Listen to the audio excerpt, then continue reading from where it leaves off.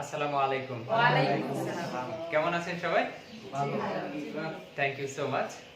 তো প্রত্যেককেই magic English learning স্কুলের পক্ষ থেকে শুভেচ্ছা ও অভিনন্দন জানিয়ে শুরু করছি আমাদের তৃতীয় ক্লাসের আলোচনা। এর আগে দুইটা ক্লাস আমরা আলোচনা করেছি, সেই ক্লাসগুলো আমরা কিছুটা আলোচনা করব আজকেও। তারপরে খুবই গুরুত্বপূর্ণ লেসন আপনাদের জন্য থার্ড ক্লাস থেকে। আর যাদের হাতে এখনো এই লেকচার শিটটি নেই তারা আমার প্রোফাইল থেকে ডাউনলোড করে নিতে পারবেন। আনসার হক রানা, নিকনেম রানা, এই আইডিতে গেলে আপনি কিন্তু এই লেকচার শিটগুলো পেয়ে যাবেন। ডাউনলোড করে ক্লাসে থাকতে হবে, ঠিক আছে? এই লেকচার শিটটা হাতে থাকলে কিন্তু আপনি ক্লাসগুলো বুঝতে সুবিধা হবে। আজকে যে আমি ফর্মুলাগুলো লিখেছি, এখানে রুলসগুলো লিখেছি, এগুলো সবগুলোই কিন্তু আমি এই লেকচার শিট থেকে লিখেছি, ঠিক আছে? তো প্রথমে আমরা আলোচনা করার পরে তারপরে এখানে 50টা ভোকাবুলারি আছে, এই সবগুলো আমরা সঠিক প্রনাউন্সিয়েশন সহ, কারেক্ট প্রনাউন্সিয়েশন সহ আমরা আলোচনা করব। তার আগে আমরা প্র্যাকটিস করে নিই, ঠিক আছে? চলুন, আমরা এর আগে পড়েছি এই ফর্মগুলো, যেরকম সাবজেক্টের সাথে একটা ভার্ব যোগ করে, তারপরে প্রত্যেকটা ভার্বের সাথে টু যোগ করলে, নট টু ডু যোগ করলে, ডুইং যোগ করলে বা একটা প্রিপোজিশন যোগ করলে কি হয়, বাংলা অর্থগুলো, সেগুলো আমরা আলোচনা করেছি। তো আজকে যে আলোচনা আমরা করছি খুবই গুরুত্বপূর্ণ লেসন। চলুন আমরা এগুলো আগে একটু পড়ে নিই। যেরকম আমি একজন ছাত্র, হ্যাঁ, আমি ছাত্র নই। আমি কি ছাত্র? আমি কি ছাত্র নই?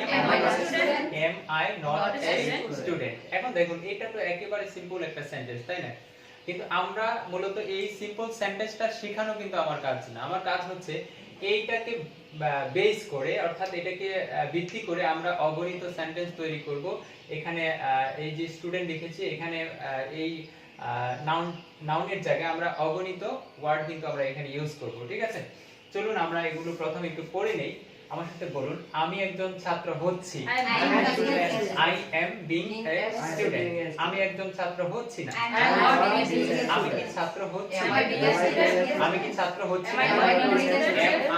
Am I not being a student?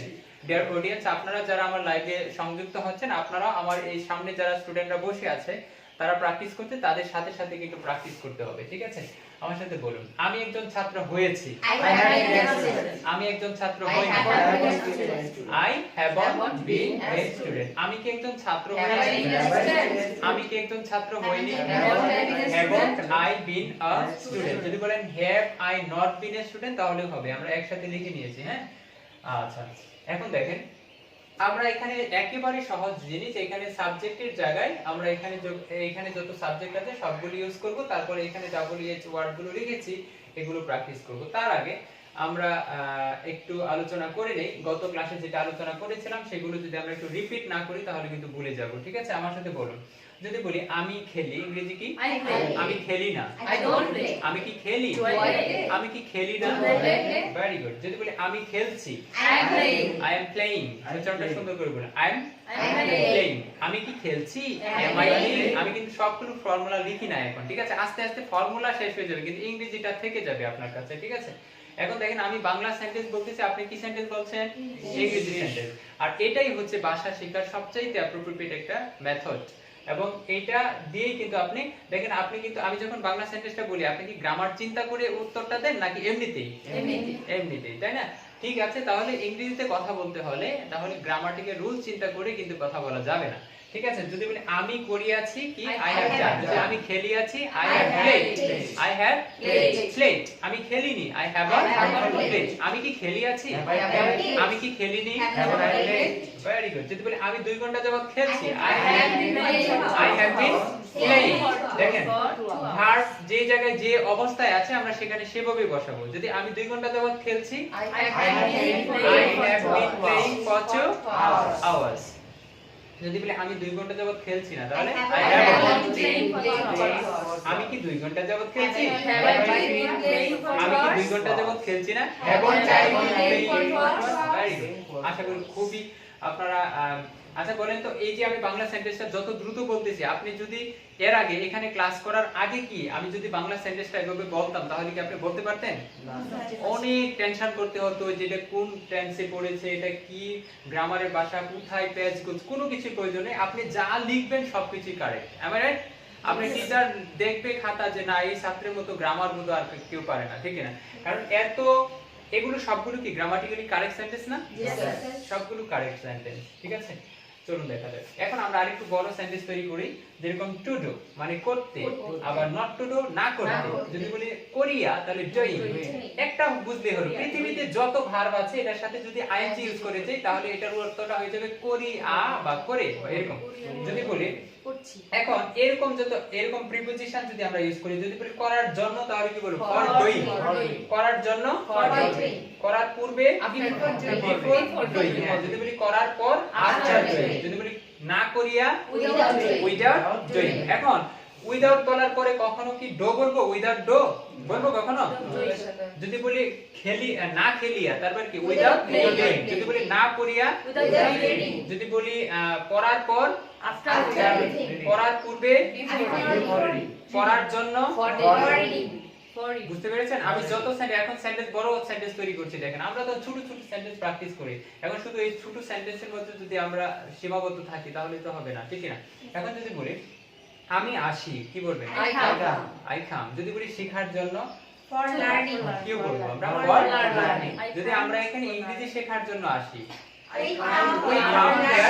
we come here for learning English, ঠিক আছে? যদি বলি আমি এখানে ইংরেজি শিখতে আসি, যে I come here to learn English। আমি এখানে ইংরেজি শিখতে আসি। দেখেন এখানে যখনই হবে টু যুক্ত হয়ে যাবে তখনই তে বা র হবে। যেরকম আমি এখানে ইংরেজি শিখতে আসি, I come here to learn। শিখতে যেখানে তে যুক্ত হয়েছে সেটার আগে কি দিয়েছি আমরা? এই ভার্বের আগে টু দিয়েছি। যদি বলি শিখিয়া তাহলে কি লার্নিং। যদি বলি শিখার পূর্বে বিফোর লার্নিং। যদি বলি শিখার পর আফটার লার্নিং। না শিখিয়া উইদাউট লার্নিং, ঠিক আছে? বাক্যের মাঝখানে এই পার্টগুলো বসে বসেই কিন্তু সেন্টেন্স গুলো অনেক বড় হবে, ঠিক আছে? আশা করি আপনারা বুঝতে পেরেছেন। তারপরে আমরা আরেকটু মুখে মুখে প্র্যাকটিস করি। বলেন তো, আমি চেষ্টা করি শিখতে ইংলিশ। যদি বলি ইংরেজি ইংলিশ, হ্যাঁ আচ্ছা। যদি বলি আমি ইংরেজি শিখতে চেষ্টা করি, আমি ইংরেজি শিখতে চেষ্টা করি, আমি ইংরেজি শিখতে চেষ্টা করি। অডিয়েন্স আপনারা যারা লাইভে এখন সংযুক্ত হয়েছেন, আপনারা কিন্তু তারা যেভাবে প্র্যাকটিস করছে আমার সামনে স্টুডেন্ট, আপনারা তাদের সাথে এইভাবে প্র্যাকটিস করতে হবে, ঠিক আছে? আর এই সবগুলো ক্লাস কিন্তু আপনার ম্যাজিক ইংলিশ লার্নিং স্কুল যে ইউটিউব চ্যানেল, এই ইউটিউব চ্যানেলে কিন্তু আপলোড করা হয়। এই ফেসবুক আপনারা যারা এখন ফেসবুকে লাইভে দেখছেন, পরবর্তীতে কিন্তু এই ক্লাসটা কিন্তু ইউটিউব চ্যানেলে পোস্ট করে দেওয়া হবে, ঠিক আছে? আপনারা সেখানে এইচডি রেজুলেশন পাবেন। অনেকেই বলেন রেজুলেশন নিয়ে প্রবলেম করেন। রেজুলেশন কোনো ব্যাপার না। আপনি ফেসবুকে যখন দেখেন তখন ফেসবুকে যখন ভিডিওটা প্লে হয় একেবারে বুটমে এই রাইট সাইডে দেখবেন একটা সেটিং বাটন আছে। এখানে ক্লিক দিলেই কিন্তু আপনি রেজুলেশনটা 720 বা যে পর্যন্ত সর্বোচ্চ থাকে সেটা দেখে সেটাতে ক্লিক দিয়ে দেখবেন একেবারে ঝকঝকা দেখাচ্ছে। ইউটিউবেও ঠিক এরকমই উপরে 3 ডট মেনু থাকে, সেখানে ক্লিক দিয়ে যদি আপনি রেজুলেশন বাড়িয়ে দেখেন একেবারে ঝকঝকে দেখাবে, ঠিক আছে? বুঝতে সমস্যা হবে, ফ্রন্ট গুলো বুঝতে সমস্যা হবে না আশা করি। হ্যাঁ চলুন, আমি ইংরেজি শিখতে চেষ্টা করি, আমি ইংরেজি শিখতে চেষ্টা করি, আমি ইংরেজি শিখতে চেষ্টা করি না, I don't try to learn English, I don't try to learn English। আমি কি ইংরেজি শিখতে চেষ্টা করি? Do I try to learn? আমি কি ইংরেজি শিখতে চেষ্টা করি? Don't I try to learn English? দেখেন আমি ইংরেজি শিখতে চেষ্টা করছি, I am। এখন কি I am try হবে না I am trying? আমি ইংরেজি শিখতে চেষ্টা করছি, আমি ইংরেজি শিখতে চেষ্টা করছি, আমি ইংরেজি শিখতে চেষ্টা করছি না, I am not trying to learn। আমি কি ইংরেজি শিখতে চেষ্টা করছি, আমি কি ইংরেজি শিখতে চেষ্টা করছি না, ভেরি গুড। যদি বলি আমি ইংরেজি শিখতে চেষ্টা করি আছি, I have tried, I have tried। পারবে কোন সারি এটা? তৃতীয় সারি। এক্সেলেন্ট। হ্যাঁ, আমি ইংরেজি শিখতে চেষ্টা করি আছি, I have tried to learn English। আমি ইংরেজি শিখতে চেষ্টা করিনি, I haven't tried to learn English। আমি কি ইংরেজি শিখতে চেষ্টা করি, আমি কি ইংরেজি শিখতে চেষ্টা করিনি? দেখুন আমি যত দ্রুত বাংলা সেন্টেন্স বলতেছি আপনিও কিন্তু ঠিক তত দ্রুত ইংরেজি সেন্টেন্সটা বলতেছেন। ঠিক এটাই হচ্ছে ইংরেজি শেখার একটা সবচাইতে সুইটেবল সিস্টেম।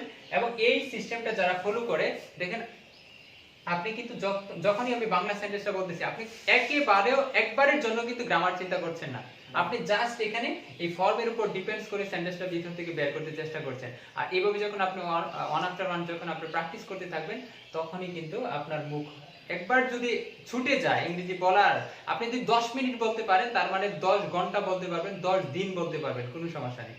যারা 10 মিনিট কথা বলতে পারে ইংরেজিতে তার মানে সে 10 ঘন্টা না সারা জীবনই বলতে পারবে, কোনো সমস্যা নেই। ঠিক আছে, জাস্ট এই টেকনিকটা আপনাকে ফলো করতে হবে। যদি আমি 2 ঘন্টা যাবত ইংলিশ শিখতে চেষ্টা করতেছি,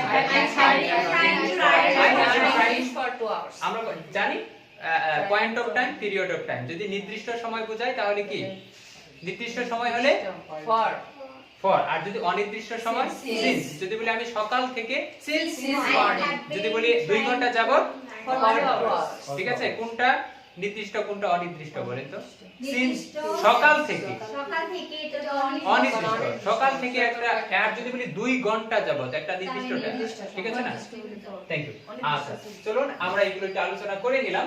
আশা করি এই জিনিসটা আমাদের যেন আপনাদের আর ভুল না হয় খেয়াল রাখতে হবে, ঠিক আছে?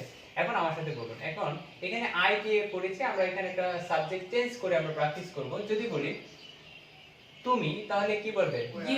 ইউ এম ই হয়ে যাবে আর, যদি উই তাহলে কি এম ই হয়ে যাবে আর, ঠিক আছে? যেটা উই আর, এখন কি উই আর এ স্টুডেন্ট বলতে পারবেন? আমরা একজন ছাত্র বলতে পারি বাংলায়, কি বলবো? We are student. হ্যাঁ, এই আর্টিকেলটা কি হবে তখন? না।